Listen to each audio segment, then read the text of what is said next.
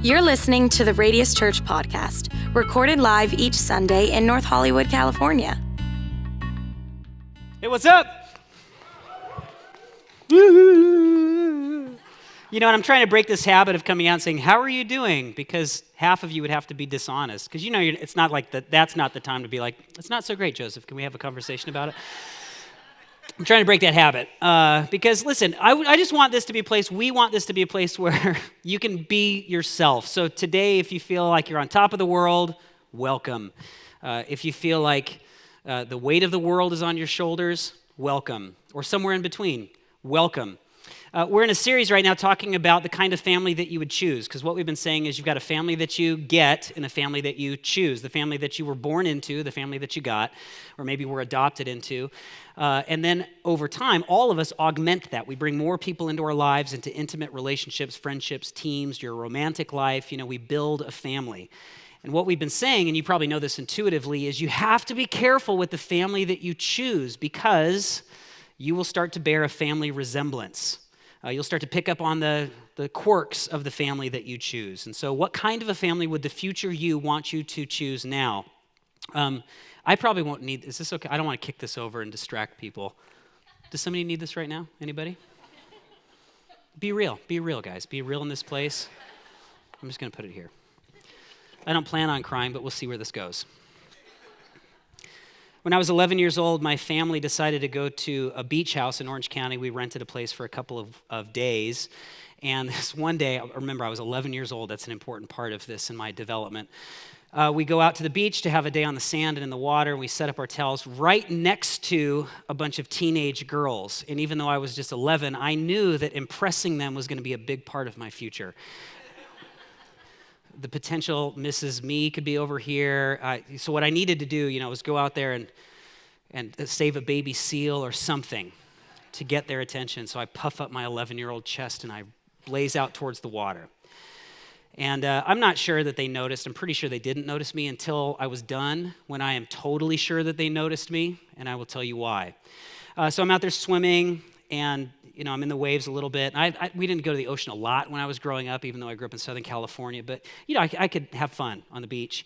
And I was done. I was sort of tired. I was going to go in and hang out, maybe, get a great tan on my little 11-year-old body.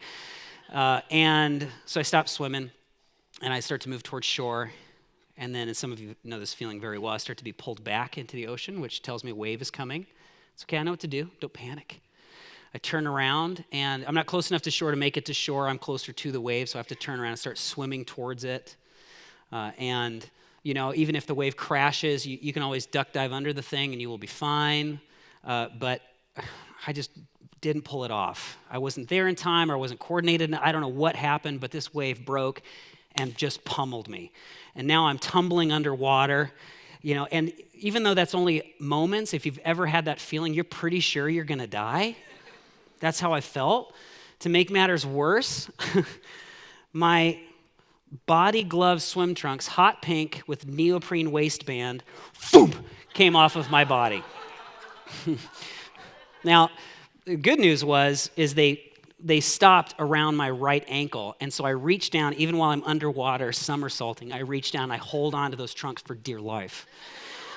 And now I'm praying, too. I'm praying that I'm like, oh, dear God, please do not let me wash up naked on shore. I'm thinking about the teenagers, but I'm also thinking about my life, and I'm thinking about all my choices in life. Just picture this. No, don't picture this. But here I am. And then, God of grace and mercy, sweet love of mine, I stand up, and I'm still waist deep in the water, y'all. Yes. No one is the wiser, so I start to put my trunks on. But what you would know about waves is that they come in sets. So sure enough, I start to be pulled back again. Now I got to turn, I'm swimming. A little like bare butt, probably breaching the surface of the water, going down there. And then I don't quite make it to that wave either. That one hits me, pummels me again. Now I'm somersaulting underwater. And now my prayer is that I would live. And the shorts, I've got them still in my hand. I haven't lost them, but I am just like, nature and I are one, more than we have ever been united at any other point in my life. God, please, please, if you let me survive this, one day when I'm 37 years old, I will plant a church in North Hollywood, California. And here we are. No, I didn't pray any of that, but just let me live. And God of grace and mercy, sweet love of mine, he answered that prayer. I should have been more specific because he did wash me up on shore, like Jonah getting spit out of the whale. And there I was. But I was so out of it and so happy to be alive. What I decided to do was I stood up on the beach and I grabbed my hot pink body glove swimsuit with the neoprene waistband and I waved it above my head. And my dad, I remember, comes running down the beach with a towel, wraps it around me, and then leads me back up to our family encampment there. And the last thing I remember was the laughter of our teenage neighbors. And one of them became my wife. No. No, that didn't happen. No, but they are here today. Would you guys? No, I'm kidding. That's not it either. I mean, that was like terrifying. The whole thing was terrifying, but what stuck with me was just that feeling of being exposed, right? So as terrifying as that is, I actually think what's worse for us, even though it's never been easier for us to do it than we're doing this now, is it's never been easier and yet so dangerous for us to be exposed and yet not seen. And we know what this is like, right? Because never in the history of the world has it been easier for you to expose certain qualities of your life or aspects of your life or versions of your life than it is now. Never been easier for you to brand something that might be partly true, might be untrue, but you can put yourself out there in a way that you think would be acceptable to the world around you.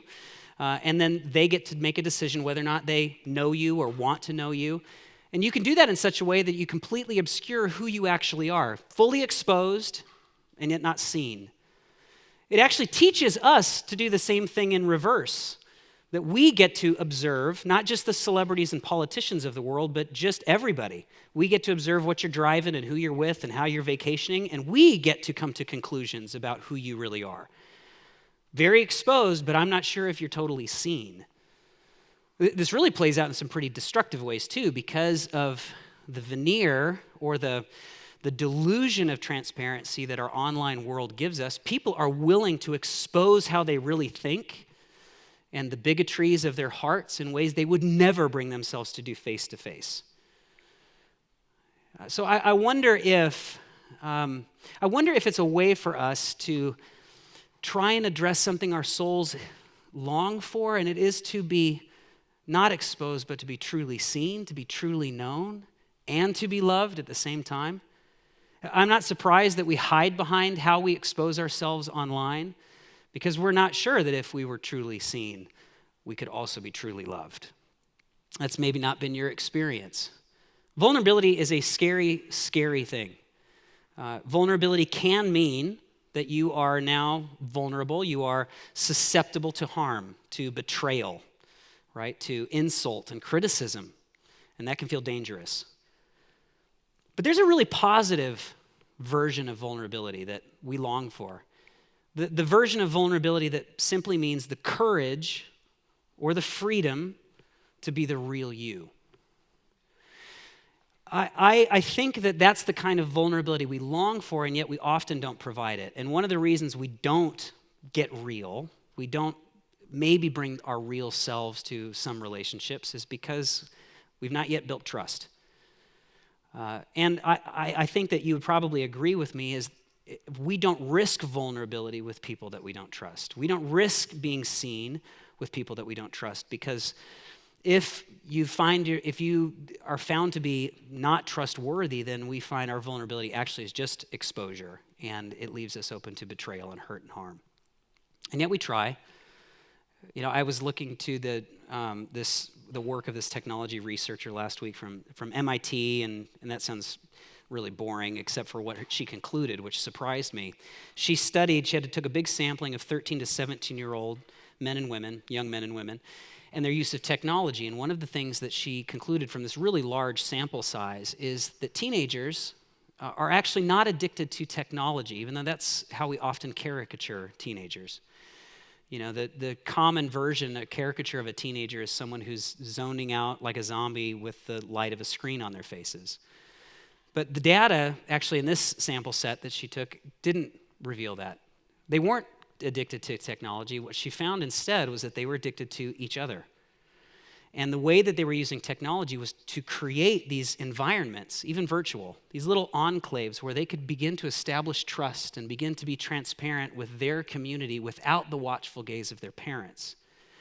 And that as those teenagers then have every once in a while face-to-face interactions, they're actually starting to put their devices away at a much higher rate than some of the generations older than them, because they're so desperate for connection with each other, desperate to be vulnerable with each other, but they establish trust online so that they can have real relationships interpersonally.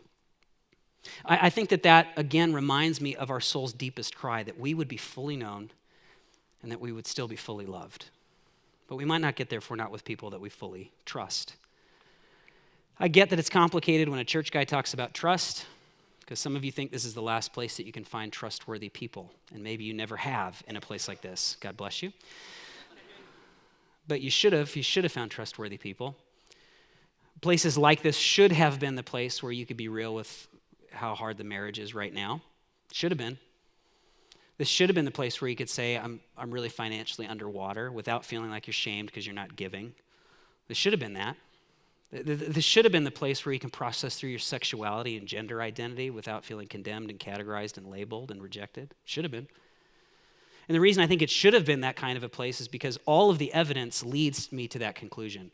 When you read of the experience of the earliest Jesus followers, it seems like the closer they got to him, the closer they were empowered to be with each other. The stronger the relationships and the stronger the transparency was built between each other.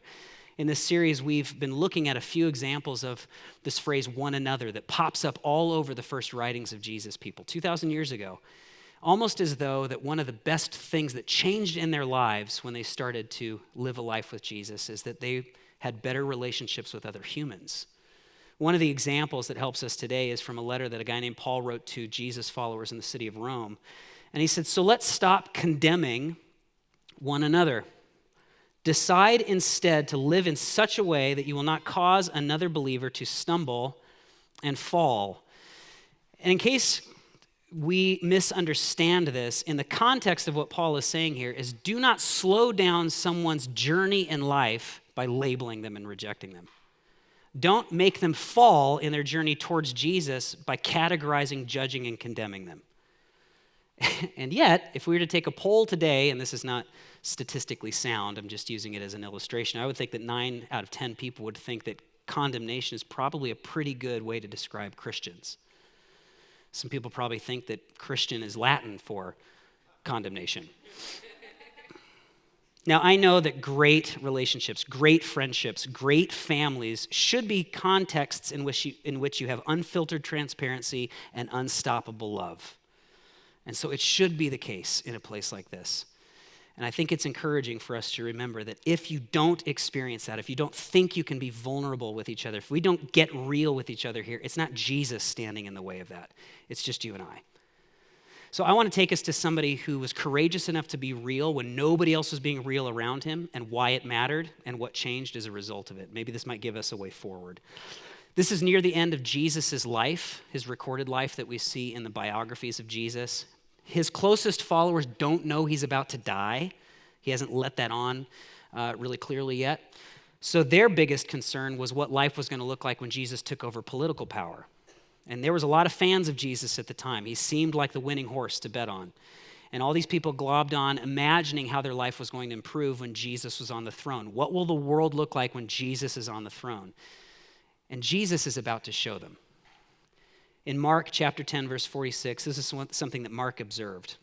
Then they came to Jericho, and as Jesus and his disciples, together with a large crowd, together with those fans, they were leaving the city, a blind man, Bar Timaeus, which means son of Timaeus, was sitting by the roadside begging. You should know that if you were blind or you were deaf or you had some physical injury, begging was probably your only career option at the time. And on top of that, a lot of people superstitiously thought that if you had some physical challenge, that means you did something wrong and God's punishing you. So imagine the shame loaded on Bartimaeus. Verse 47, when Bartimaeus heard that it was Jesus of Nazareth walking by, he began to shout, "Jesus, Son of David, have mercy on me." The Son of David is a very specific title that he gives him because the Jewish people believed, and there was a lot of prophets that said, the Messiah, the person who would finally reconcile everything in creation, he was going to come from the family line of David. So when he says Son of David, he is saying nothing less than you are the one that can save the world. You are the one that can save me. You are our hope. That's what he's saying. Have mercy on me. Verse 48, many people, all the people around Jesus, rebuked him and told him to be quiet. No. It'd be really convenient for us if no blind people were along for the ride. That would be great. It's so frustrating for me, and maybe this has been your experience, that sometimes the only thing standing between you and Jesus are other people who are following Jesus. Have you noticed that? And most of the time, what stands in the way of you and Jesus is other people following Jesus keeping a manicured appearance. Like giving the impression that this is how good you have to be to get in on the good stuff. And once you qualify for this, or once you've cleaned yourself up enough to be comfortable for us, then you can have access to Jesus. And I don't know everybody that spoke to Bartimaeus, but the only thing that I'm led to believe if they told him to shut up and be quiet is that his particular story was inconvenient for them or uncomfortable for them. Real pain, real loneliness was not welcomed in this family of image managers. It's the last place that they could, no blind people here. No addictions in this church. No marital problems here. Nobody's got doubts here. No, that's not this place. It would be a whole lot easier for us if your life wasn't so messy. So maybe go clean it up somewhere out there, and then we have got a seat waiting for you. I went to a Christian high school, which is like church, but you get graded. And it was the first place, though. I had some really good interactions there, and it was the first place that I discovered faith in Jesus. I was taught about the indiscriminate love of Jesus. But it wasn't without complication, because at the same time I was learning about the indiscriminate love of Jesus, I had a friend, and I'll just call her Tori. I had this friend Tori who got pregnant. She was 16. And based on school policy, she was kicked out. She was expelled. And even though I was like brand new to my faith, I knew that choice was more about administration than it was about Jesus. But I go back to that moment in my life so many times thinking about, I haven't stayed current with Tori's life, and I don't know what happened to that child, but I think, man, I wonder what would have been different. What that would have shown the rest of us if at the very moment that Tori probably needed connection and faithfulness and support the most, our policies told us that she needed to be expelled. I wonder the story that might have given to another young lady in the high school who was carrying a child and wondering what options she had. Sometimes the thing standing between you and the Jesus that you need are the people following Jesus. Even so, there are some of you brave enough to persist. Even though you keep getting slapped, you keep getting left out, you still persist. Bartimaeus persisted. And look what happens. Verse 48, the rest of it, even though they told him to shut up, he shouted all the more. Good for you.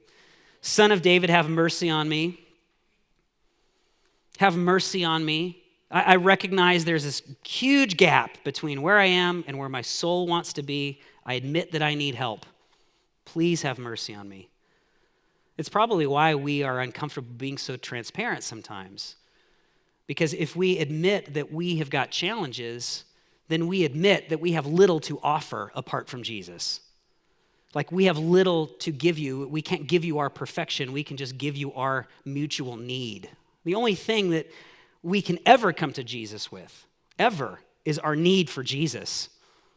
Like every inch I have stepped in my spiritual life has been as a result of me saying, Jesus, have mercy on me. Jesus, I need you.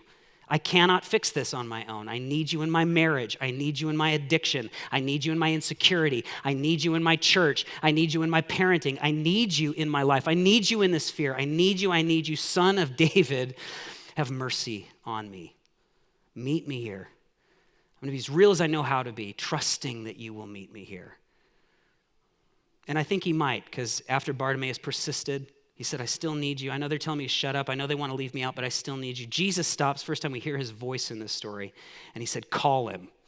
And the word in Greek has this authority to it, like stop everything. This is mission critical, this guy. Call him. So they called to the blind man. I love this about face. Cheer up, on your feet. He's calling you. Did you say blind? Oh, I'm sorry, I misunderstood. We love blind people here. Come on, blind guy. He's calling you. Then throwing his cloak aside, the guy jumped to his feet and came to Jesus. And then I love this. Jesus does this all the time. Verse 51. What do you want me to do for you? I'm going to make you say it. I'm going to make you articulate why you're paying attention to me at all. So the blind man, I love the way Mark records this for us. The blind man said, oh, I don't know. I know this is going to come out of left field, Rabbi. I want to see. Let's start there. That'd be great. Could I see? Bartimaeus, in this moment, we could look at this and say, and whatever you want to believe about miracles and if Jesus actually did this stuff at all, and we look at this as like, wow, what a fantastic moment of miracle to prove that Jesus is powerful. But I think what we would miss in this is where Jesus decided to apply his power. Because in this moment, what's happening is a blind man who has had cultural shame and rejection lumped on top of him. He's decided to be brave enough to still be real. And that's the one that Jesus pays attention to. That's the one Jesus can work with. And it begs the question for us. Some of us in this room are Jesus followers. I know that's not all of you, but some of us. How do we create the perfect place for people to be real? How do we create an environment in which people don't have to muster as much courage up as Bartimaeus to be real? Because that's who Jesus is going to work with. So how do we create that environment? One of the conclusions I came to this week was that people come out of hiding with people who have nothing to hide. People are going to come out of hiding far more frequently with people who have nothing to hide. We are transparent from this stage. We are vulnerable in our interactions in our groups and in starting point in those spaces, not because we're perfect people or because it's manipulative, but because we want to give you permission. We want to give you the heads up that this is a place where we expect God to meet real people so that we can become more real with ourselves and more real with each other and more real with God. So we need to be a people who come out of hiding so that the other people who right now are keeping secrets and it's destroying them know that this is a place they can be real. God's family should be the perfect place to experience God's mercy. It should be. Not the perfect place to experience enabling destructive behavior. Not the perfect place to experience cleaning you up, and making you, convenient and less messy, but the perfect place to experience over and over and over again the life-transforming mercy of God.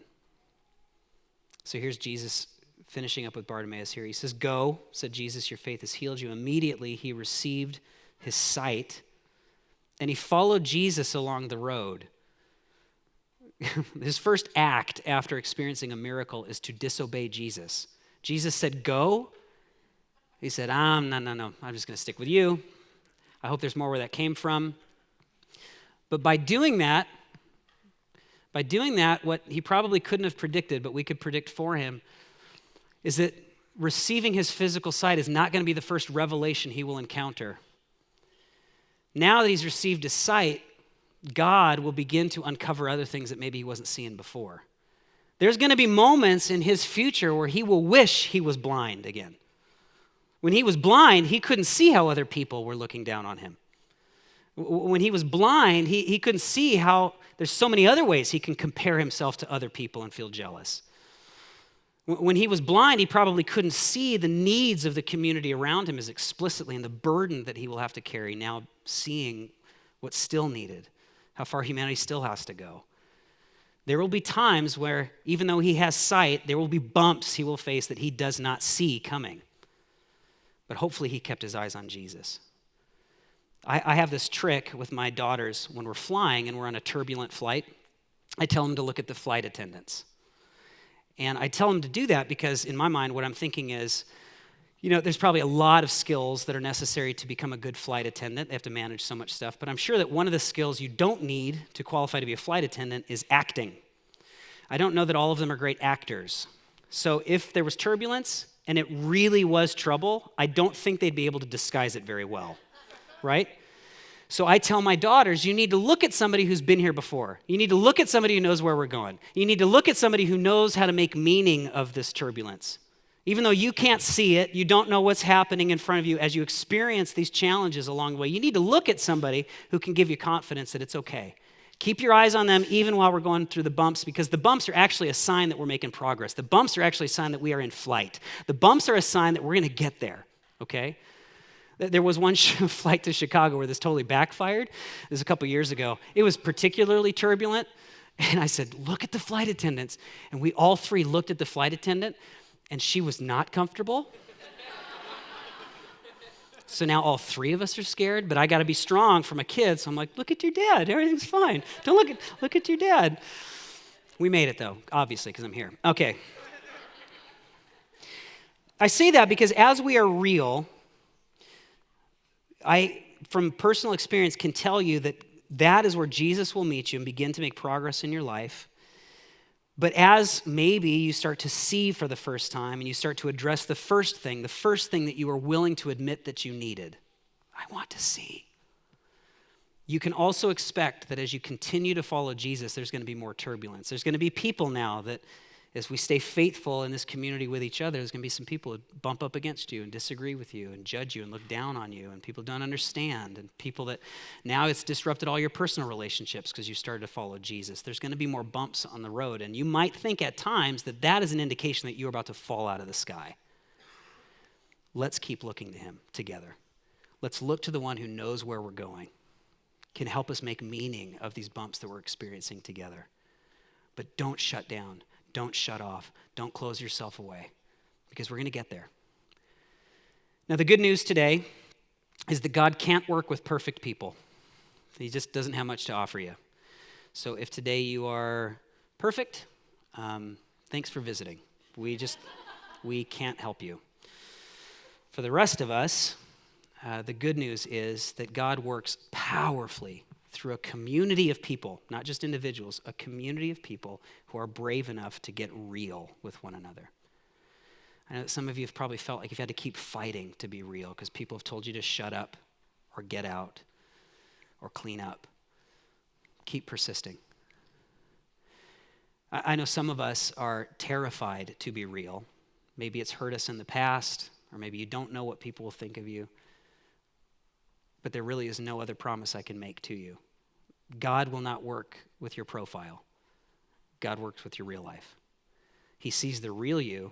That's who he loves. That's who he's interested in. I want this to be a place where people can be real, because I want this to be a place where we experience God's mercy together. A couple steps that you might want to consider so you can be a part of creating that environment, because me giving a speech does not create that environment. The part that you can play in this first is you have to decide who can you trust. That's up to you. Who can you trust? And that is not a simple question to answer. You know it.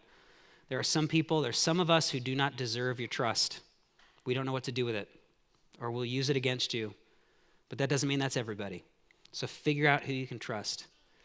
I do want to nudge on that just a little bit because of the cultural swamp that we're swimming in right now. It seems like we've developed this reflex in our modern conversation that if someone disagrees with you, they must be a hater.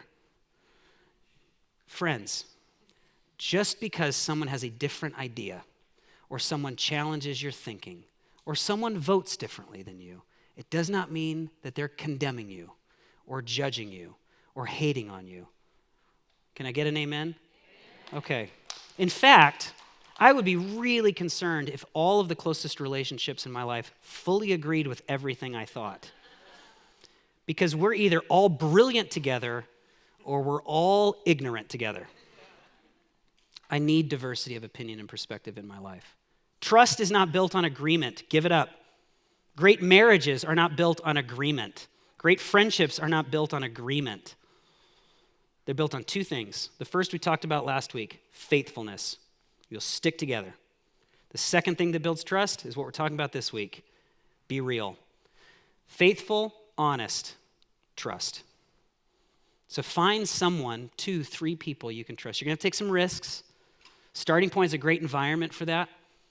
I encourage you to check that out if you haven't yet. If you're somebody who's not sure what you think about Jesus, you've got big questions about life and faith, you can go in there. It's a conversational environment. Maybe you don't want to ask the first question, but watch how they handle questions. Maybe that's a way of discovering if that's a place where you can find trust, people that you trust. Get into a group where you really can get closer to each other and closer to Jesus because you're getting real and you're keeping your eyes on Jesus as you hit the turbulence of life. So figure out who you can trust. You're going to have to take some risks. There's no other way around that. But then the second thing to consider, even today, is to tell people that you trust what they don't see. Tell people who you trust what they do not see. Be a trailblazer. Even if nobody else around you is being real, be a leader in being real. Listen, I've got this dream, and I'm kind of embarrassed to admit it because once I say it, I probably got to do something about it, but I'm going to tell somebody. I want to tell you, I got a dream. Tell somebody about a hurt that you're experiencing, a disappointment a doubt that you're experiencing. Maybe it just starts with lunch that you'll have with the person who invited you today, and you're just dropping one layer of hiding with them. You say, listen, I'm not telling many people this, but I've got some doubts. I'm not telling many people this, but I'm really scared. I'm not telling many people this, but I actually want to know more about a relationship with Jesus. I know it seems so weird in Los Angeles. Does anybody do that anymore? Yeah. I'm not telling many people this, but I want to see. So tell people what they don't see.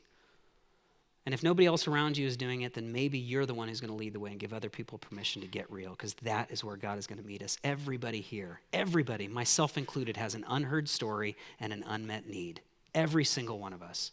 We all desperately need more than our human power can accomplish for ourselves. So let's get real together. You've been crying out, I know, see me, I want to see. God is going to meet the real you. That's who he loves. And inside of that love, you can have unfiltered transparency, unstoppable love. We actually have a shot of becoming who we really are. I want to pray with you. Would you stand up with me? God, thank you that you've given us every reason in the world to be real, at least with you. But you've asked us to go further.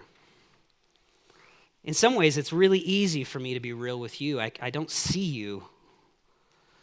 I don't hear you the way I hear other people. So I'm not surprised, God, that you have actually challenged me to take it one step further, where my vulnerability has to meet somebody who has an opinion, or somebody who has a perspective, or somebody else who has pain. But God, that's the context in which you want to work. You want us to be increasingly vulnerable with each other, so that we're not just growing as individuals, but together as a community, we're getting closer to each other as we're getting closer to you. Today, God, I pray that you would give someone the courage to take one next step of vulnerability, maybe get into a circle. One step of vulnerability, maybe, Lord, they're going to say something in a conversation today that they couldn't have imagined saying before they got here today. I pray that this is the perfect place for us to experience your mercy. Jesus, empower us to be that people. In your name pray. Amen. Thank you for listening.